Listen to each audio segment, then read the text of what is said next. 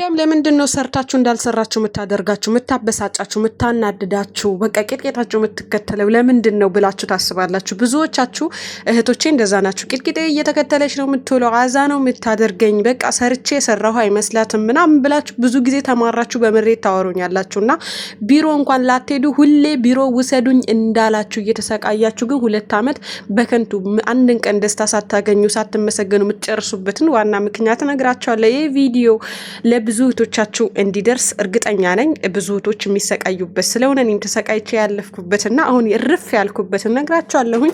ይሄ ቪዲዮ ለብዙዎቹ እንዲደርስ ላይክ እና ሼር ሰብስክራይብ በማድረግ ቤተሰብ እንድትሆኑ በአክብሮት ጠይቃለሁኝ። በጣም ነው የምወዳችሁ፣ በጣም ነው የማከብራችሁ። ስለምትሰጡኝ ፍቅር፣ ስለምታበረታቱኝ፣ ኮሜንት ላይ ደግሞ ስለምትሰጡኝ አስተያየታችሁ እጅግ በጣም አድርጌ አመሰግናለሁኝ። እኔም የምትጠይቁት ጥያቄ ካለ አይቼ ፓንች አርጌ ለመመለስ ዝግጁ ሆናለሁ ማለት ነው። ቀጥታ ወደ ቪዲዮ ስንሄድ ብዙ ጊዜ መዳም የሆነ ነገር ስትል ደክሞን ራሱ ቢሆን ድክም ብለዋችሁ እኮ እነሱ ደክማለች አይሉም አይደል? ከዛ እናንተ የሆነ ነገር ስሪ ብትባይ እንኳን እሺ መዳም ኢንሻአላህ የሚለው ቃል ከገላቸው እስከ እግር ጥፍራቸው ነው ውሃ የሚያፈስባቸው ማለት ነው። የክብር ስሜት ያከበራቸው ስሜት ይሰማቸዋል። ብዙ ጊዜ እንሳነሽ ጠዊል ማተህትርም ይላሉ። አታከብርኝም፣ እንደገና ደግሞ ምላስሽ በጣም ረዥም ነው ምናምን የሚሉ መዳሞች አሉ። ለምንድን ነው እኛ ኢትዮጵያውያኖች እንደ ፉጋ ነው የምንፈገው? ስራ ላይ አንታማም፣ እንሰራለን፣ እናጥባለን፣ እንተኩሳለን። ግን ችግራችን ምንድን ነው? የሆነ ነገር እነሱ ሲያዙን ደማችን ይፈላል። የእናንተ ባህሪ ብቻ ሳይሆን የኔም ባህሪ ነበር። ግን አሁን ምንድነው ያልኩት? እኔ ለምንድነው የወሰንኩት መሰላችሁ? በቃኝ እኔ ከዚህ በኋላ እምቢ ምናምን እልቅ አልያያዝም። ምክንያቱም ራሴ እየተጎዳሁ እንዳለው ተሰማኝ ማለት ነው። ያ ስራ ቤታቸው ውስጥ እስካለሁ ድረስ የሚቋረጥ ወይም የሚቀርልኝ ስራ አይደለም። እስከ ተናደድኩም ተገለበጥኩም ስራው ከመስራት ወደኋላ አልልም። ተናደድኩም ግን ለምትሰሩት ስራ አልሰራም ወይም ደግሞ ደክሞኛል ወይም የሆነ ወይ ፊታችሁ የምታኮሳተሩት ወይም ደግሞ መዳም ገና ስጠራችሁ ደማችሁ የሚፈላ እህቶቼ አታድርጉት እንደዛ ማለት ነው። ምንም ብትላችሁ ለምሳሌ የሆነ ነገር እኮ እሷ ልክ አይደለችም ሊሆን ይችላል፣ እናንተ ናችሁ ልክ። ነገር ግን እሷ ልክ ነኝ ካለች ልክ ናት፣ ቤቷ ነው ይሄ ማለት ነው።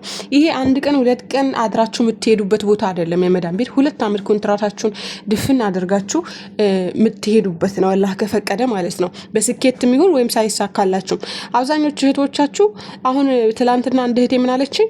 2 ዓመት ሙሉ ትኬት ቁረጡልኝ ወይም ደግሞ ቢሮ ወሰዱኝ እያለች ነው የከረመችው። የኛ ችግር ደግሞ ምንድነው? እማናደርገው ነገር አረጋለሁ ማለት። ለምሳሌ አንቺ እዛ ቤት መስራት ማትፈልጊ ከሆነ እርግጠኛ ከሆንሽ ኪስሽ ሙሉ ከሆነ ኪስሽ፣ ቤትሽ፣ ሁሉ ነገርሽ ራስሽ ነው የምታውቂው ከኛ በላይ ማለት ነው። ግን በቃ እኔ ከዚህ ቤት መሄድ አለብኝ ከወሰናችሁ ስራ አቁማችሁ ቁጭ ማለት ነው የሚጠበቅባችሁ። ከዛ ቀጥ አድርጋ ቢሮም ሊሆን ይችላል ወይም ደግሞ መሳፈርም ሊሆን ይችላል ትወስናለች መዳም የራሷን ውሳኔ ማለት ነው። ግን ብዙ ጊዜኛ ምንድነው ከታመምንም እየሰራን ሐኪም ቤቱ ሰጅኝ እነሱ እየሰራችሁ ከሆነ አይወስዱም። ቢሮ የምትሄዱ ከሆነ የምትፈልጉ ከሆነ ዝም ብላችሁ ምላስ ብቻ ቁጭ ብላችሁ ሳይሆን እየሰራችሁ ነው ቢሮ ሰጅኝ፣ ነገም ቢሮ ሰጅኝ፣ እየሰራሽ ምግብ እያበሰልሽ እያጸዳሽ ቢሮ ሰጅኝ ማለት ይሄ ለእናንተ ትልቅ ስቃይ ነው የሚሆነው። እሷም በእልህ የሚደረገውንም የማይደረገውንም በየቀኑ እያሰራችሽ አንቺም ቢሮ ሰጅኝ አሳፍሪን ከፈለግሽ ምናምን እያልሽ እየተነጫነጭ መኖር ማለት ነውና እሺ ይበልጣል ከሺ። ታሪክ ብቻ ሳይሆን እውነተኛ ታሪክ ነው ይሄ እሺ ማለት ነው። በነገራችን ላይ እሺ ማትሉት ነገርና እሺ የምትሉት ነገር አለ። እንደዛ ስላችሁ ሁሉም ነገር እሺ በሉ ሳይሆን ግን አግባብ ባለው መንገድ መናገር መቻል አለባችሁ። በጸባይ ለመተናነስ ሞክሩ። እዚህ ጋር ሰራተኛ ናችሁ፣ ሰራተኝነታችሁ እኔ ክብር የላችሁ ምናምን እያልኩኝ አይደለም።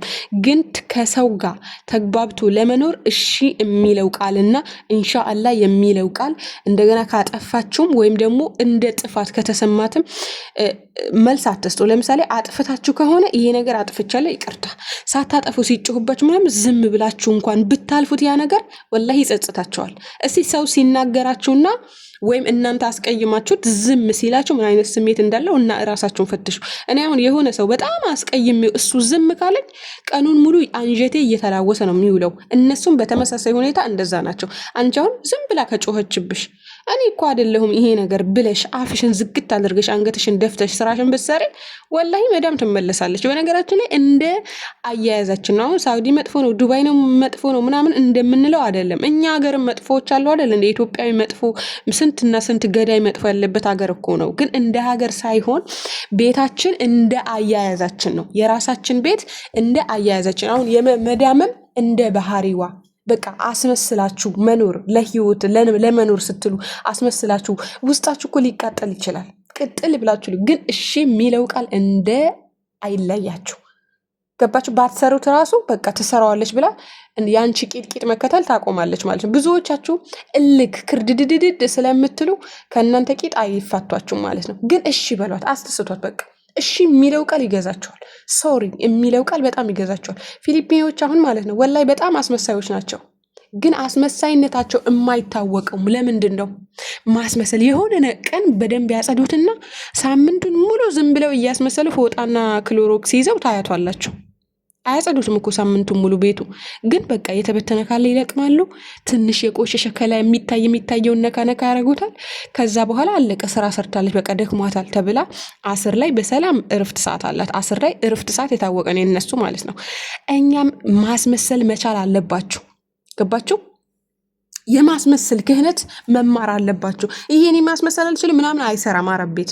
ይሄ እሷ ተኛችም አልተኛችም ስራዬን ጭረስር ሳርጌ እሷ ስታየኝ ስልኬን እግሬን ሰቅያ ያለው እግሬን ሰቅዬ ይበላለው ምናምን አይሆንም፣ አይሆንም። እህቶች ወላሂ ማስመሰል ልመዱ፣ ተማሩ ከፊሊፒኒዎች ማለት ነው። እናንተም አንቺ እሷ ስተኛልሽ እጥብጥብ አድርገሽ ራስሽን ታጥበሽ በልተሽ ጠጥተሽ ራስሽን ዘና አርገሽ እስክሎርም ስልክ የምትይዥ ከሆነ ስልክ ይዘሽ ምናምን ነገር ከዛ እሷ ስትነሳ ፎጣ ይዛቸዋል። እኔ አሁን እንደዛ ነው ያደረግኩት። አሁን እኔ ምሳ አልሰራሁም እስካሁን ዛሬ ማለት ነው። ዶሮ የለም ግን ሴትዮ ደግሞ ምሳ ካልተሰራ ኩሽናው እንዳለ ውልቅልቅልቅ አርጌ ነው የምትለኝ። ውልቅልቅ አላደርገውም። ይኸው አንዱን ከበት ከፍቼው እቃውን አውጥቼ ዘርሬ ትቼው ቪዲዮ ሪከርድ እያረኩ ነው። ስትመጣ ማለት ነው ቪዲዮን በፍጥነት አቋርጬው እየሰራው ነው። እቃው ዘርግፌ ትቼዋለሁ አንዱን ከበት ሙሉ ማለት ነው። አጸዳሽ ስትለኝ አዎ አጸዳው ነው ምላት። እንደዛ ካልሆነ አያዋጣም። ያልቆሸሸውንም አውጥተሽ እጠቢ፣ ዛሬ ምሳ አይሰራም እንደዚህ በይ የምትጨቀጭቀኝ። አዎ ይኸው ዘርግፌዋለሁ አንዱን ከበት በብላት፣ ሌሎቹ ነካነካ አረኳቸው፣ አንዱን አውጥቼ ትቼዋለሁ። ስትመጣ ነው እየሰራሁ ነው ማሪ። ምንም የምሰቃይበትም አንዳች ነገርም የለኝም። አያችሁ እንደዛ በብልጠት ነው። እሺ በሉ እሺ፣ እሺ ከረዳት ብሎ እሺ በቃ ይሄ ነው የሚያዋጣችሁ ወላሂ። እና ብልጥ መሆን መቻል አለባችሁ። ይሄ ቪዲዮ ለብዙዎች እህቶቻችሁ እንዲደርስ ዝርግፍግፍግፍግፍ አድርጋችሁ ላይክ አድርጉት። ይሄ በነገራችን ላይ ትላንትና ጅማ ስለነበረ ብዙ እቃ ነበረብኝ፣ እቃ እያጠብኩ ነበረ። ግን አሁን ሪከርድ ብቻ ነው ማድረግበት። የእቃው ድምፅ ምናምን አጥፍቼ ሪከርድ እያረኩበት ነው። ይሄ ቪዲዮ 4 ሰዓት ወይም 3 ሰዓት ነው ፖስትላችሁ። ላይክ ማድረጋችሁ ወዳችኋለሁ፣ አከብራችኋለሁ። በቀጣይ ባሪ ቪዲዮ እንድንገናኝ በጣም ተስፋ አደርጋለሁኝ። እያላችሁበት ያለ ሰላም እና ፍቅር ከእናንተ አይለያችሁ። ወዳችኋለሁ።